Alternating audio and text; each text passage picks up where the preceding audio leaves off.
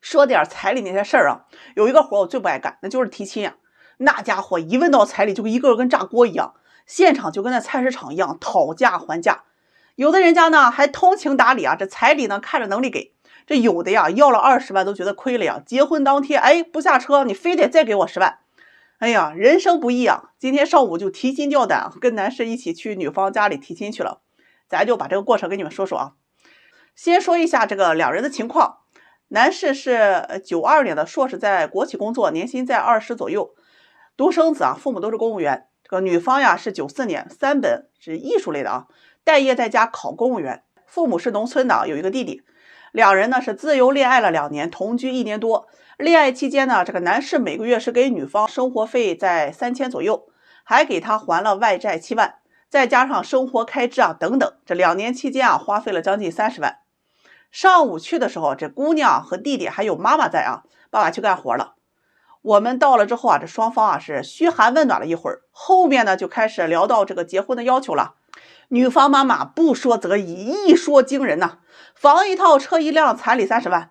我听完那血压蹭蹭蹭往上涨啊，真后悔没把我那池子里王八给带来劝劝我呀。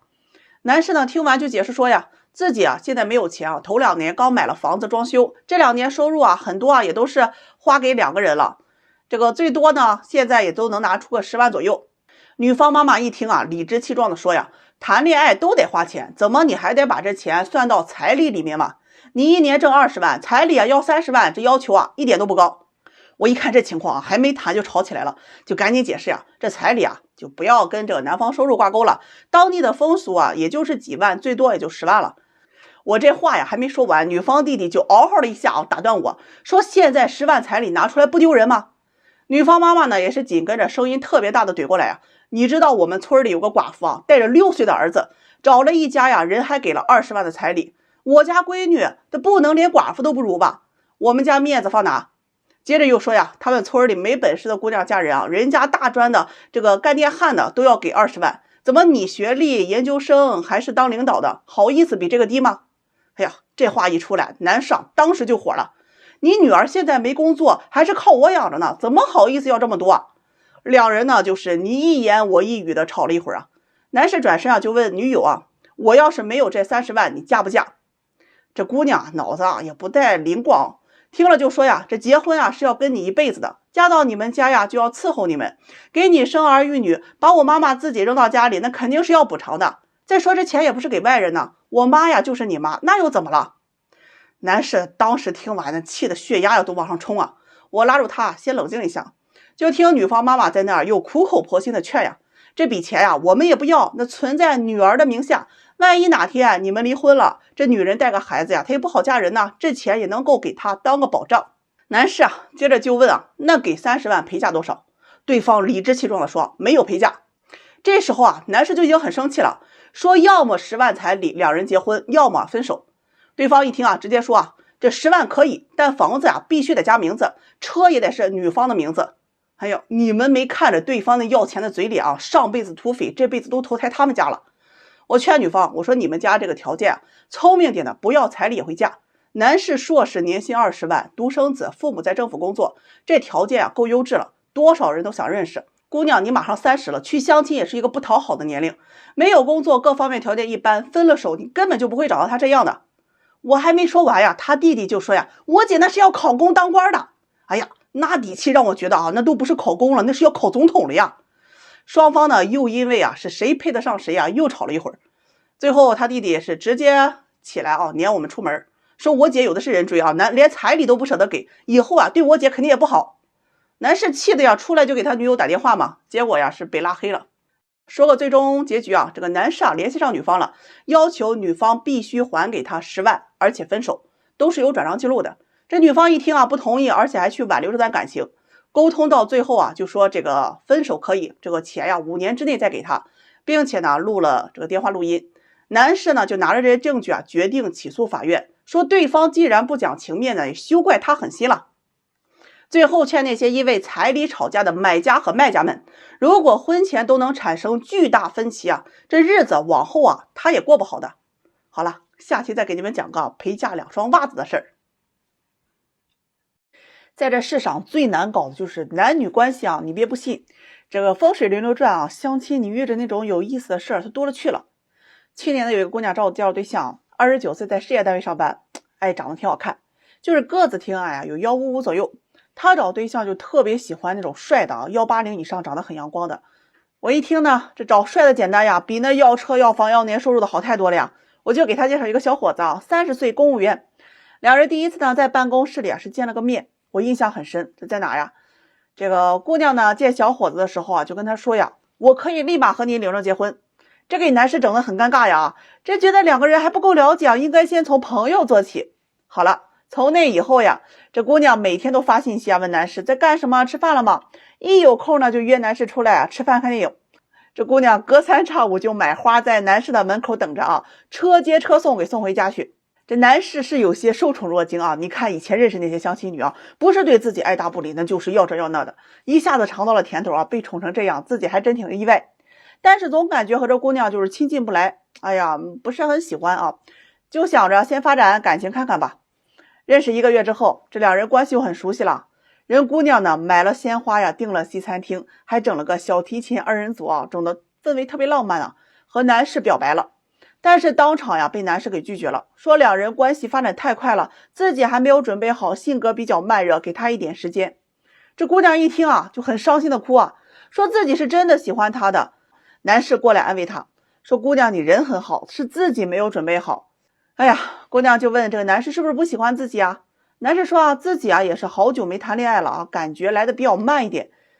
就这样，这个姑娘为了爱情呢，每天呢又开始亲手给男士是做爱心早餐啊，送到单位门口，隔三差五呀就包饺子送包子，一到节假日呢就礼物红包送过来。男士呢也很感动啊，也都回礼过来。相处一段时间之后啊，这姑娘就有些着急了，没事啊就说自己啊这个被逼婚啊，压力大呀，着急结婚生孩子。男士被逼的是有些吃不消了啊，认识3个月的时候和姑娘说啊，两人不合适就不要联系了。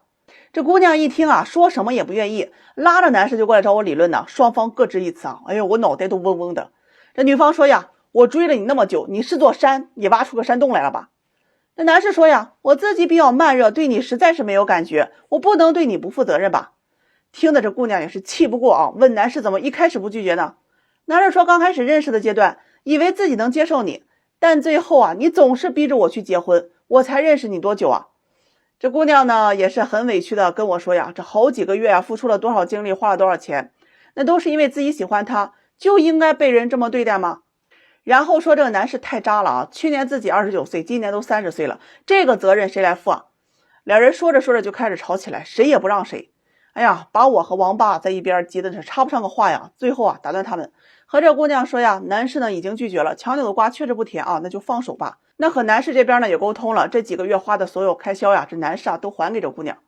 但这结果呀，这姑娘依然不接受啊，就是大吵大闹，说男士只玩弄她感情啊，简直就太渣了。我又哄又劝了一中午呀，才不甘心的跟我说呀，就看上这么一个，还把我给甩了。你说这天上的月老干活他也不容易啊，这牵线搭桥的，每天他得多纠结啊，怪不得人电视剧里月老头发都是白的，那都气白的呀。今天说说慢热这个事儿啊，这是病得治。一哥们儿给我打电话呀，说喜欢一个姑娘1年多了，对方总说慢热，要不要去追了？他今年32岁，做机械工程的，1年20万左右。这去年初啊，相亲认识了一个姑娘28岁，人家姑娘长得挺好，男士一眼就看上了啊，想着只要对她好，怎么也能拿得下呀。于是每天积极表现，按时打卡，早晨起床，醒了吗？中午吃饭了吗？晚上下班了吗？平常呀是忙吗？在吗？女方呢也回复，但基本都是几个字啊。一有空，男士就约这个姑娘呢，她也出来，两人说话聊天呢，也能说到一起去。姑娘也让牵手拥抱，但就是一到关键点呢就拒绝。平常这情人节、劳动节、妇女节、儿童节等等啊，都按时的送礼物、送红包啊。终于啊，追了半年之后，这男士啊鼓起勇气对这个姑娘说：“我喜欢你，你可以做我女朋友吗？”人姑娘呢不紧不慢回了一句：“我还没准备好，发展太快了，我这人啊比较慢热，再相处看看吧。”一盆冷水啪呲一下到了男士头上，拔凉拔凉呀。行，半年不够啊，咱再追。这会儿啊，努力上升了一个档，两人相隔20多公里啊，这男士啊就下班就跑去接姑娘，下班吃饭送回家，没事啊送个惊喜，带个礼物。姑娘也是越来越开心啊。男士一看这好，博得美人笑了，那更用心了呀，对他更好了。这样呢，又过了半年，花了好几万出去了。男士是信心满满的又去表白，还专门找了策划公司呀，在商场那最中间啊，那布置的现场老漂亮了。有一个环节啊，那是表白成功啊，头顶一个很大很大那个球里面就装了无数气球，工作人员扎破啊，天上就会掉下来很多气球，想想都很浪漫呀。男士就把这个姑娘带到中间，手捧鲜花呀，说我喜欢你，你愿意和我在一起吗？结果人家姑娘却说呀，我还没准备好，发展的太快了，现在呢只是刚刚有感觉。男士听完就急了呀，我追了你1年了，你喜不喜欢我该有个回应了吧？人姑娘说呀，你人很好，但是我这感觉来的比较慢，你得给我点时间去了解你。这样吧，2个月之后啊，我肯定给你结果。男士听完呀，是头也不回的走了，剩下工作人员就尴尬了，这球是扎还是不扎呀？男士问我还追吗？我说不追。他说付出了1年的努力，马上就有2个月就有结果了。我说结果也是不喜欢你。他说万一喜欢呢？哎呀，真的是烂泥扶不上墙啊！我和你们再强调一次，相亲认识的你根本不需要去追的，基本喜不喜欢第一次见面就已经决定了，喜欢这个过程一定是相互的。所有的慢热啊都是价值不够。我见过一个9分的帅哥，人家从来都没有说遇到过慢热的女生。你要知道，慢热并不取决于时长，慢热取决于很多因素，你的价值，他的价值，他身边异性的综合价值，以及此时他着急的程度。唯一不用考虑的因素啊，就是接触时长。有些人呢，今天还自称慢热，考虑了1晚上，明天就可以了。那是因为他清楚自己年龄大了，身边的异性啊，差不多都结婚了，周边异性啊，就你条件还行。很多男人脑回路啊，我也是服了啊，很奇怪，听到慢热总是以为自己快成了，觉得只要自己决心大，诚意足，持之以恒就可以了，那你就大错特错了。应对慢热你得有招，这第一招呀，魔法打败魔法。你不着急表态，我也不着急表态，你骑驴我找马，看谁好过谁。你敢慢热，我就冷你；你要快热了，那我才展示诚意。总之啊，一句话，谁急啊谁先输。这第二啊，你要有自我设限。适合广大的这个直男直女们啊，再慢热也要有个时间的吧，不妨给自己设定一个日期，期限之前该怎么接触就怎么接触，时间一到呀，还没上升关系那就拜拜啊。相亲本来就是快节奏，基本3个月就会有一个结果的，慢热呀，这都是病，你得治。上午来了一姐们啊，条件很好，94年，身高168左右，身材匀称，硕士，自己开了一家美术机构，年薪在30万左右。这姑娘长得很水灵啊，有7分左右，属于比较有气质一类。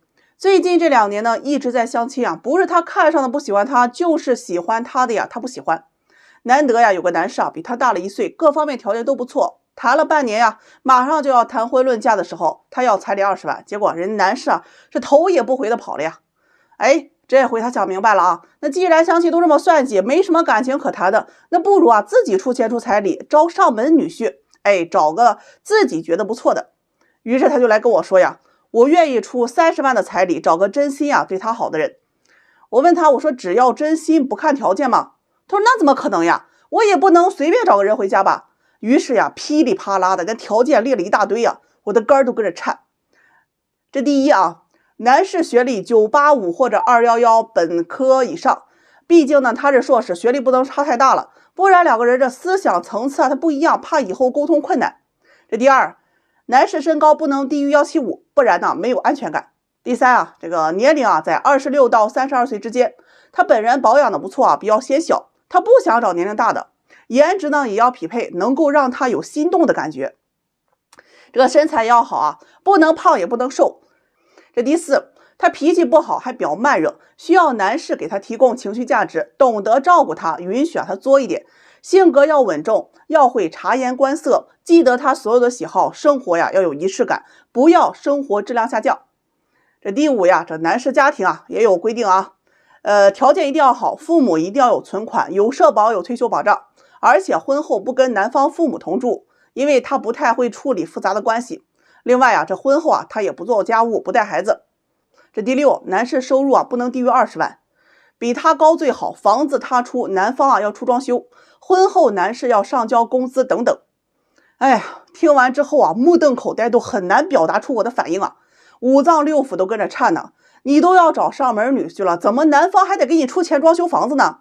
他说我给了彩礼，我都没钱了呀，他肯定要带回一些。听得我特别无语啊。这不相当于什么都没给吗？我问他，我说那你房子给人家加名吗？毕竟人家出装修了呀，万一离了那什么都没了，起码得给个保障吧。他说这房子是我买的呀，肯定不能在他名字，绝对不商量。那一瞬间啊，哎呀，他把我怼的是哑口无言呀。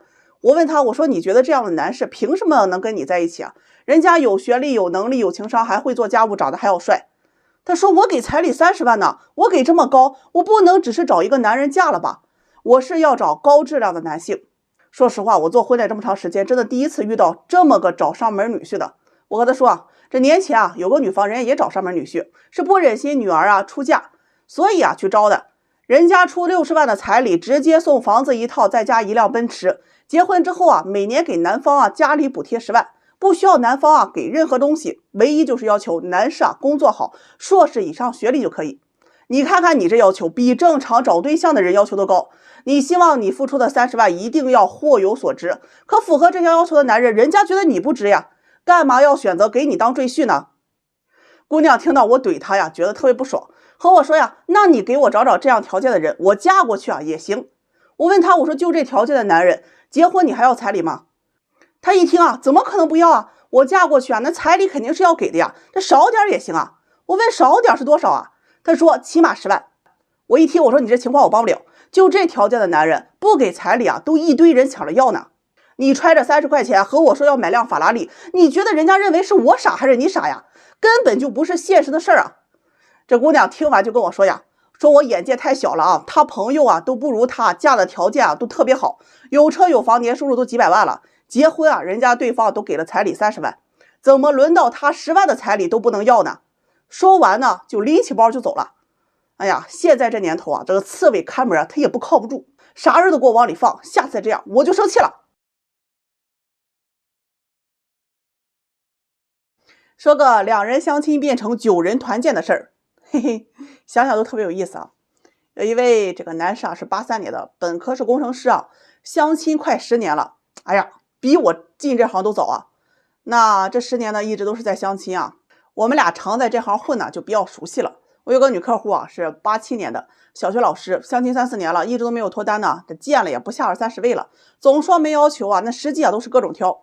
我当时就觉得，哎，他俩条件还是蛮般配的啊，就给他们撮合看看。哎呀，这一撮合那可出事儿了呀，那是一波3折啊。2人先是看了资料啊，互相都比较满意，就约好了见面。见面那天呢，男士先到，姑娘是后到的。刚见面啊，这男士啊就有点失望啊，现实完全不是他的理想类型，又想着呀，干脆相处看看吧，这万一灵魂合适呢？于是呢，他就主动招呼这姑娘坐下，问她吃点什么。人家呢也是毫不客气啊，拿过菜单呢就点了6个菜。当时男士就特别不满意这个行为啊，就直接问2人点这么多菜能吃完吗？人姑娘听了也有些不满呀，我来吃饭是吃的是感觉，想吃什么就得吃什么，我又不是非要吃饱吃完的啊。男士一看姑娘可能有点生气啊，就赶紧解释说呀，这不是怕吃不完浪费吗？打包啊还得麻烦。听到这儿呢，这姑娘也不太搭理男士了，就低头玩手机啊，气氛一时有点尴尬。不一会儿啊，菜上来了，男士呢就主动开始找话题聊天，一开始聊的还可以，这个后面啊就无意之间就聊到了这么大的年龄啊，为什么没有结婚这个事儿，女方就生气了，顺带着有一些老师的职业病啊，说话就比较严肃认真啊，说男士情商低不会说话呀，这问题明显就是带有歧视的，对年轻姑娘怎么不说，那就是嫌自己年龄大呗。最后总结了一下，自己和男士啊根本处不来。男士这时啊脾气也上来了，就很憋屈啊，心里想着你处不来吃我的饭，我还受你气了。于是呀就跟这姑娘抬起杠，提出既然2人意见这么不合，那这顿饭啊就 AA 吧。这姑娘听完呢也爽快答应了啊，但是这话里话外啊含沙射影的呀，说自己相了这么多年的妻啊，第一次碰到主动要饭钱的。男士想着呀，反正啊菜都上来了，不吃白不吃，我管你的，埋头就吃啊，也没怎么搭理这个姑娘。哎呀，不一会儿啊，这姑娘的闺蜜来了，说是偶遇。这姑娘呢，赶紧就招呼服务员啊，再拿1双筷子来。男士看到这儿啊，他是怎么也不相信，怎么会有这么巧的偶遇呢？明明就是听说要 AA 了，把人喊来蹭饭的。他不好意思直接撵走，但是又气不过呀，被人这么占便宜，于是呀，就偷偷发消息啊给附近的兄弟啊，让他们火速啊来2人吃饭。然后呢，就招呼服务员过来，说再加4个菜。这姑娘一看呢，你疯了吗？要这么多菜？男士就说呀，哎呀，你闺蜜来了就得好好招呼，那吃的就是感觉呀，你也别担心钱，咱俩说好了 AA。不一会儿啊，这菜上来啊，没到5分钟啊，兄弟俩来了，打招呼说，哎呀，这么巧啊，一起吃个饭吧。好了啊，这2人呢变成5人，把这姑娘给气的呀，开始暗地较劲啊，故意拖住男士啊，悄悄的又喊来2个朋友。这个时候女方是4个人，男士啊是3个人，这一共变成7个人了。倒是把服务员给乐呵的，赶紧给他们换到12人的大桌上去了。男士他越想越气啊，觉得对方的这欺人太甚，想着反正也是这么多人了，饭钱我就跟你杠上了。于是他又叫服务员加了4个菜啊，又喊来2个朋友，这样一圈下来，一共啊9个人，点了14个菜。这姑娘一看呢是气不打一处来，想着算了，吃完就走。不过最后啊，好在因为人比较多嘛，大家也没有像这个打仗一样，而是一起聊天说话，也挺开心的，全当聚餐了。反正苦了这对相亲男女啊，一顿饭下来花了1800多。回来呢，相亲男女这2人啊是轮番给我打电话告状啊，说对方的不是。哎呀，林子大了，这什么鸟都有啊。你愿意跟胖子谈恋爱吗？有一姑娘来找我交对象呀，92年的，身高在160，体重有170多斤，自己开了一家商店。她说自己年龄大了，很焦虑，很想找个男朋友结婚。这相亲啊5、6年了，一直都没有遇到合适的。我一看到她呢，我就问她怎么不先减肥啊再来找。她说自己啊减不下来啊，也没有时间去减。听到这儿呢，我当时啊就委婉拒绝了。相亲啊都很现实，看条件、看身材、看脸，你这个体重，大多数男人他都不会接受的。她听了就问我呀，我要求很低还不行吗？我问她多低，是不要求男人年龄长相，还是不要求男人有车有房？她说和我同龄差不多，有个房子有个工作就行。我长相呢也不挑，主要还是看人。我问她，有一个男士比你大1岁，有车有房有稳定工作，也是因为胖呢相亲总是不顺，你愿意认识一下吗？她一听啊立马摇头说不行，我不能接受胖的。我问她为什么？她说呀，因为自己胖，所以希望对方瘦点。我直接问她，其实你也觉得胖不好看不喜欢对吗？她说呢也有这方面原因，但主要呀是考虑到健康问题，一家有一个胖的呀就已经很危险了。她说只要对方不胖，条件稍微差点自己能接受。我说有一个农村的啊，年龄比你大一些，家庭条件差，但是啊有房有稳定工作，你愿意吗？她说不行，我们家是城市的呀，找农村的不行。听完呢，我顿时啊觉得自己说不出来话了。2个人聊了有一会儿之后啊，这姑娘就走了。看她走，我心里真的很难过，不是不帮，是我自己也是一个凡人，我改变不了大众的审美。为什么很多人不愿意找胖子谈恋爱？说直接点，就是外表激发不了性幻想，确实是无法产生恋爱的情绪。我们抵抗不了生物本能，大家呀都是凡夫俗子，都是看脸这么肤浅的生物。你的灵魂再好，也是相处一段时间之后才知道。可相亲啊本就是快节奏，选择项那么多，谁会愿意拿出时间去了解你的灵魂呢？有啊，提防杀猪盘。生活中呢，我们也会喜欢胖子，是因为了解一段时间之后，感觉相处的舒服开心，才会愿意在一起交朋友。但相亲99%都会拒绝对方胖。人呢都是看脸的生物啊，不论男女，不要听那些用虚伪的夸奖来掩盖你胖的事实。明明你胖，可周边就有人呢会说你不胖，你好看。明明你胖的就是找不着对象了，有人就是说呀，那是你没遇到合适的，一定会有人喜欢你的。这些话呀就是毒鸡汤。事实呀，这种夸奖呀远超于那些恶言相向的人。有些人呢是单纯的坏，有些人却是坏到骨子里的贬低。这种夸奖呀真的让人可以迷失自我，以为胖总是有很多人喜欢的，但现实就是别人一听你体重啊，你连见面的机会都没有。胖子找不到对象吗？那当然能啊，只要你能不断的向下兼容。比如说呀，你找个比你还差比你还胖的人，你能接受吗？如果你是一个条件很好很有钱的胖子，那就要接受别人是图你条件或者是图你钱，而不是真心爱你的，你能接受吗？两性关系里有很现实的3要素啊，一是性价值，二是经济价值，三是情绪价值。一段恋情你起码要具备2种价值才可以和谐。性价值代表着你的外形体貌，往往是第一次见面就已经决定的。估计胖子自己也不想找胖子谈恋爱吧，不如去正视自己的问题，管住嘴，迈开腿，这样你的择偶范围啊才会变大。在你有限的青春里面去找一个相爱的人不好吗？拿出自己最好的状态呀，胖子们 fighting。现在社会有一种很扯淡的婚恋观，就是认为可以和不喜欢但是条件合适的人结婚，说感情可以婚后培养。有一位男士28岁，在国企有一份很不错的工作，家里人不停的催婚，于是开始频繁的相亲。遇见一位女士呢，是27岁做会计工作的，两人刚见面男士对女方感觉特别不错就主动去追求，但女方觉得他有点矮，性格还挺木的，所以不喜欢。但碍于男人的这个学历高，而且工作也很好，家庭条件也不错，于是在权衡利弊之后这姑娘同意交往了。平常的时候呢，这个男士就主动发信息给她，女方呢是有问才有回，从来也不主动发信息给男士。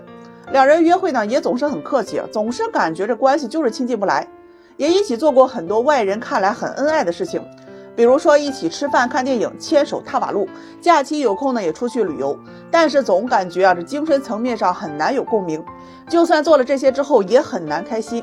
家里人不停催促，责任都怪到男方身上，觉得是男士不够主动不够热情，但每次男士主动去吻她，姑娘总会觉得很不舒服，即便是被动接受，事后还是觉得一点都不美好。就这样，两人熟悉又陌生的谈了半年之后见了双方的父母，很快订婚结婚，彩礼要了18万。婚后的两个人呢，稍微一点不顺心就会大吵大闹，一天小吵2天一大吵，姑娘是越来越讨厌对方。很多小细节呢，比如说男士吃饭发出声音，男士亲吻的样子，甚至连一个牵手都感到厌恶的无以复加。两人平常呢没有话说，工作完回到家，要么冷冷清清，要么吵的是翻天覆地，邻居劝架都劝累了。结婚半年后，女方主动提出离婚，退还一半彩礼，另一半呢当做婚姻失败的补偿。男士同意了，两人一场婚姻闹剧结束了。很多人都问过我不喜欢对方，但是对方条件很好很合适，可以结婚吗？答案是不可以。纵使举案齐眉，不能和喜欢的人在一起终究意难平。结婚是另外一个纷繁绕杂的开始，你们要朝夕相处，一起要做很多其实远远都谈不上令人享受的事情，比如说买菜做饭，买房子装修房子，要融入对方的家庭生活，孝敬对方的父母，生孩子给老人送终等等这些。如果你对这个人不喜欢，根本坚持不下去，你会越来越讨厌他，他做错一点小事你都会放大10倍的去嫌弃，这样的婚姻压根儿没有幸福可言。而结婚后培养的感情是和爱情无关的，有一部分是友情，有一部分是亲情，除非你有特别吸引对方的特质，比如说能力出众、才华、幽默、长相帅气，慢慢培养一段时间可能会产生爱情，否则永远都不会。爱情是身体本能的想要靠近对方，如果对方排斥亲吻、身体接触这些亲密行为，那就是不爱。身体它骗不了人，不要去和一个你不爱或者是不爱你的人结婚。另一面呢，如果婚姻只看爱情不看条件，那这段婚姻也会千疮百孔。激情期荷尔蒙上升，只看到对方的闪光点，爱得死去活来，认为是非对方不娶非对方不嫁了。但激情退却，一只脚踏入现实的婚姻生活当中，你就会发现爱情是很容易被消耗掉的。它没有那么的优秀，你也没有那么的完美，都有缺陷，彼此无法再带着美颜滤镜去看待对方。有家庭责任感的人他会固守家庭，而追求自我的人很容易厌烦这段感情，出现婚外情。我们选择的结婚对象一定是可以和你共同抵御岁月侵袭的伴侣。首先呢，你要从对方的身上是有所图的，比如说你图他性格温柔对你好，工作稳定，圈子和你相同，他会图你的性格稳重，工作能力和家庭条件，这叫做条件合适。其次一定要有感情基础，但不要对爱情抱有特别高的期待值，那个命中注定爱你为你量身定做的人根本不存在。你需要选择一位相处起来轻松舒服的，他愿意对你好，你也愿意对他好的人。有爱呢才会有动力，如果你不爱对方，只图条件，那就早点放手，千万别糟蹋了自己，也作践了别人。